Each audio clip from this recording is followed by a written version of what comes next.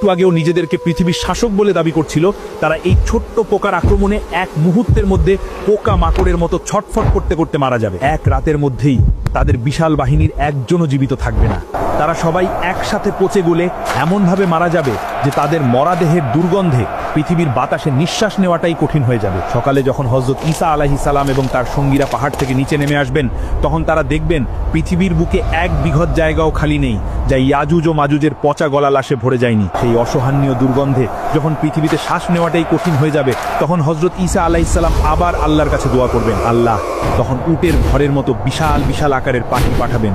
সেই পাখিরা ইয়াজুজ ও মাজুজের কোটি কোটি লাশ তাদের শক্তিশালী ঠোঁট দিয়ে তুলে নিয়ে আল্লাহ যেখানে চাইবেন সেখানে ফেলে দিয়ে আসবে। যখন পৃথিবী লাশ মুক্ত হয়ে যাবে, কিন্তু তখনও বাতাসে দুর্গন্ধ আর মাটিতে তাদের রক্তের দাগ লেগে থাকবে, তখন আল্লাহ এমন এক রহমতের বৃষ্টি পাঠাবেন যা এর আগে কেউ কখনো দেখেনি। সেই প্রবল বৃষ্টি পৃথিবীর প্রতিটি কোণাকে, প্রতিটি ঘর বাড়ি, প্রতিটি অলিগলিকে এমনভাবে ধুয়ে মুছে দিবে যে পৃথিবীটা আবার আয়নার মতো পরিষ্কার এবং পবিত্র হয়ে যাবে। ইয়াজুজ ও মাজুজের ফিতনা শেষ হওয়ার পর হযরত ঈসা আলাইহিস সালামের নেতৃত্বে পৃথিবীতে শুরু হবে সেই আসল শান্তির যুগ, যাকে অনেক সময় সোনালী যুগ বলা হয়। আল্লাহ জমিনকে তার সকল বরকত ফিরিয়ে দেওয়ার জন্য আদেশ করবেন।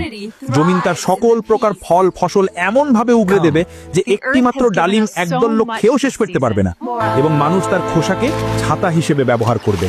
দুধের মধ্যে এত বরকত হবে যে একটি মাত্র উটের দুধ একটি বিশাল গোত্রের জন্য যথেষ্ট হবে। পৃথিবী থেকে সকল প্রকার জুলুম, অত্যাচার, হিংসা বিদ্বেষ উঠে যাবে। মানুষের অন্তর এতটাই পরিষ্কার হয়ে যাবে যে একে অপরের প্রতি কোনো শত্রুতা থাকবে না। হাদিসে এসেছে, সেই সময়ে বাঘ আর গরু একসাথে বিচরণ করবে। শিশুরা বিষাক্ত সাপের মুখে হাত দেবে, কিন্তু সাপ তাদের কোনো ক্ষতি করবে না। হযরত ঈসা আলাইহিস সালাম একজন ন্যায়পরায়ণ শাসক হিসেবে পৃথিবীতে 40 বছর শাসন করবেন। তিনি নতুন কোনো ধর্ম নিয়ে আসবেন না, বরং আমাদের প্রিয় নবী হযরত মুহাম্মদ সাল্লাল্লাহু আলাইহি ওয়াসাল্লামের শরীয়ত অনুযায়ী শাসন করবেন। এভাবেই পৃথিবীতে এক নিখুঁত শান্তি ও ন্যায় বিচার প্রতিষ্ঠা করার পর হযরত ঈসা আলাইহিস সালাম স্বাভাবিকভাবে মৃত্যুবরণ করবেন। মুসলিমরা তার জানাজার নামাজ আদায় করবেন এবং আমাদের প্রিয় নবী হযরত মুহাম্মদ সাল্লাল্লাহু আলাইহি ওয়াসাল্লামের রওজার পাশেই তাকে দাফন করা হবে। হযরত ঈসা আলাইহিস সালামের মৃত্যুর পর পৃথিবীতে আবার ধীরে ধীরে বিপর্যয় নেমে আসতে শুরু করবে।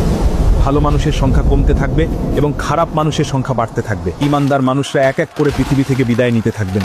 দ্বীনি জ্ঞান ধীরে ধীরে উঠে যাবে আর পৃথিবী আবার অজ্ঞতা আর পাপাচারের অন্ধকারে ডুবে যেতে শুরু করবে। এমন এক সময় আসবে যখন পৃথিবীতে আল্লাহ নামটি নেওয়ার মতো আর কোনো লোক থাকবে না। হাদিসে এসেছে, সেই সময় পৃথিবীর বুকে সবচেয়ে নিকৃষ্ট লোকেরাই বেঁচে থাকবে।